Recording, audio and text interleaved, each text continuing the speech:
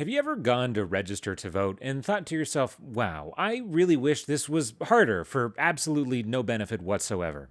Well, have I got a news story for you. This week, we tackled the SAVE Act and how it's not saving much of anything. From Battleborn Progress, this is Battleborn Bites. My name is Jacob. Let's register to vote.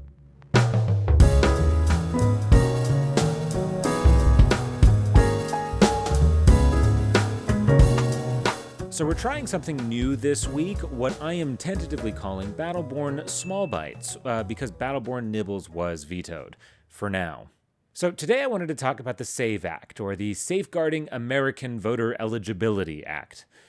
So on Thursday, the House of Representatives narrowly passed the SAVE Act, 220 to 208. Now it heads to the Senate, or it's a little tougher hill to climb because it needs 60 votes out of the 100 there to clear the filibuster. But wait a second, what is the SAVE Act? Well, in short, what it's trying to do is that when you register to vote, you're going to need to provide documentary evidence that you're a U.S. citizen, something like a birth certificate, passport, or naturalization papers. And you're going to need to show those documents in person. This is because Republicans specifically allege that the country is awash in so-called non-citizen voting. This is the idea that non-citizens are casting like thousands or hundreds of thousands or millions of votes in federal elections. And I cannot stress this enough. It is not real. There is no evidence of mass non-citizen voting. There isn't any, there hasn't been any, there's not gonna be any, because it doesn't exist. Put simply, this is a conspiracy theory. When non-citizen voting does happen, it's 1, very rare, 2, very isolated, and 3, gets prosecuted because it's already a crime. And here's the thing, most non-citizens, especially those who are here as legal non-permanent residents, do not want to commit a crime, especially not accidentally. These immigrants are not generally people who want to risk something like being able to continue staying in the United States of America, for instance. This is why statistically it is less likely for immigrants to commit crime than native-born citizens. Generally, as a rule, you are not trying to get kicked out of the country you're in. So we should be honest about why this conspiracy theory exists and why it exists now, and that's because of the 2020 election. Right? This is the big lie, the original sin. Donald Trump loses the 2020 election, but refuses to concede. What follows is literally years' worth of an attempt to create this massive conspiratorial narrative based around essentially nothing. And even 4 years later, when Donald Trump wins an election in functionally the same legal and mechanical environment as 2020, it doesn't matter because the conspiracy has taken over. The only thing that matters is the lie itself.